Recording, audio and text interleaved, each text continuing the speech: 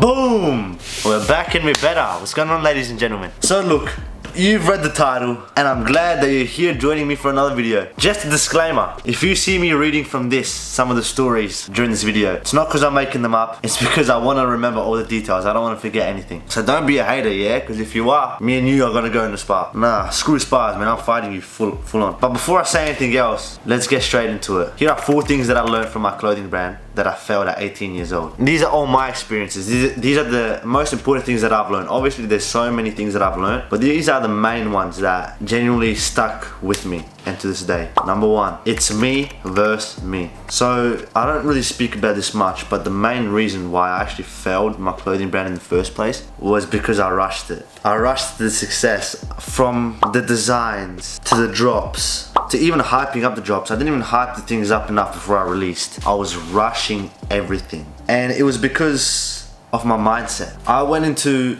starting a clothing brand thinking, yo, I'm gonna make so much money. My mind was just in the money, and this made me lose passion with the thing in general. Focusing on the money made me rush, which made me lose passion. I just went about the whole thing wrong, and this killed my brand. And you might be wondering, Alex, why did you rush? Why are you rushing this stuff? You can't rush success. First of all, yes, you're right. You're right. I wish I listened to you. But the main reason why I was rushing was because of social media. I scroll on my feed. I look at these clothing brand owners. 16-year-old brand owner, 17-year-old brand owner, 18-year-old brand owner, blah blah blah. Starting their brands, and within the first few months they're making thousands, hundreds of thousands, some even millions of dollars. Everywhere that I looked was these brands making hundreds of thousands of dollars from their brand, and quickly. That's the main reason why I got into the clothing brand in the first place, man. I want to make that money quickly. What the heck? I'm here for the quick game. I was here for the quick game. And this led me to focusing on the outcome rather than the journey. Focusing on the money rather than actually enjoying myself and taking time slowly and building the foundation. You know, I was jealous because I wanted to get rich like them. I wanted to get money like them. I wanted to have a brand like them. I wanted to be them and have the same story as them. And after I stopped the brand, I really clocked it. I really clocked that I was just brainwashed. Always seeing people's chapter 20s and comparing it to my chapter 1. Seeing the highlights rather than the struggles. All led me to thinking that all this money in a quick amount of time was expected. Was a normal thing. I thought, okay, that's what's gonna happen to me because it's happened to these guys. Instead of just embracing the journey as it is, doing the clothing brand for what it is, filming videos, making killer content, and building a community, I focused on the money. Instead of falling in love with the things that actually made me enjoy the brand, I fell in love with the highlights of other people. Trying to live in this expected reality which just wasn't true. It's all highlights and gimmicks. So trust, don't focus. I'm not gonna tell you what to do. I stopped focusing on comparing myself to others. Even though it happens, I'm human. It's gonna happen with you as well. Even after I say this, I'm still gonna compare myself. I'm gonna start comparing myself with the person that I was yesterday. That's just how it is. That's all you can do. It's you versus you. Number 2, just show up. Now, I'm not gonna use a clothing brand example for explaining this part, but I will use a story and then I'll link it to how the clothing brand helped reinforce this idea of just showing up. When I was 13 to 14 years old, as any other 13 to 14 year old, I played sport.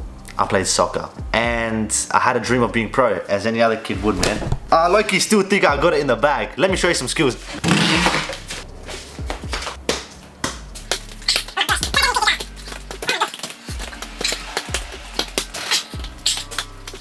Yeah, I think I damaged both these cars. I had a dream of being pro, simple as that. And I thought simply believing it, saying, yeah, I'm gonna be pro one day. Yo, Alex, what you wanna be? I wanna be a pro footballer. Hey, I thought, it's sorted, done it. I'm gonna be a pro footballer. That's it. Guess what? I clocked one day. I saw, hey, why is this guy training? Why is he over there training? And just obviously growing up obviously helped as well, but it's like, damn, these guys are training to be a pro. These are the people I'm actually competing against. And I'm over here thinking I'm gonna be pro just because I'm saying. And then as I grew older, I saw it in person. I started to fall behind. I was like, damn, I'm not as good. I'm not that good. These guys are way better than me. They actually like train this stuff. They enjoy it. And I'm here just saying I want it. I'm an imposter. So I started. And as anyone starts, you don't know so much. You don't know the most optimal way to train. You don't know this or that. No, you just do it. You don't know how long to train for, what's optimal, what's good, what's not good. You just start. And that's the main thing. Some days I would have 3-hour training sessions. The next day I would have 5-minute juggle in the backyard, juggling the ball. 5 minutes. It wasn't about the length of these things. It was about me actually showing up. And that's when I saw the most results. Every single day I did at least something. Doesn't matter if it was 2-3 hours or if it was 5 minutes.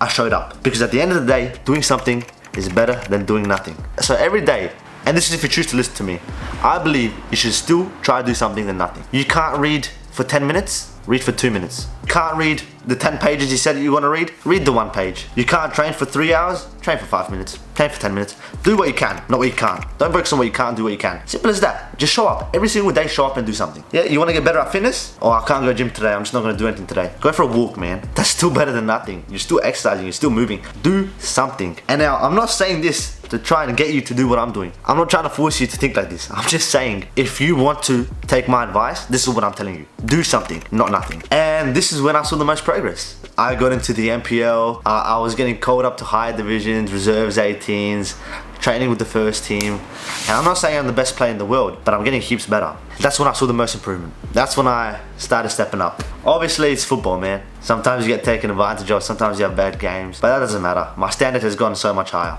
My standard was here, and now it's here. And even a bad game here is 10 times better than a good game here. It's as simple as that. Just show up. And the way this links to clothing brand, I'm sure you can see. Do something rather than nothing. Some days I will just do a design or come up with video ideas. Other days I would plan models, plan dates, execute filming, go out film, pay people, all this stuff, do releases, whatever. Some days 10 times bigger than others, but that doesn't matter. It's about doing something. Number 3. This is something that I learned from clothing brands, but I am still doing now even after learning it. So it's not good. It's to focus on one thing. I saw most progress with my clothing brand when I just focused on the clothing brand. I don't care about drop shipping. I don't care about this other gimmick on how to make money. I don't care. Just clothing brand for me. Focus on one thing. And the reason why I said what I said before was because I'm not doing that right now. I'm in a stage right now where I'm doing YouTube a little bit. I'm trying to learn sales.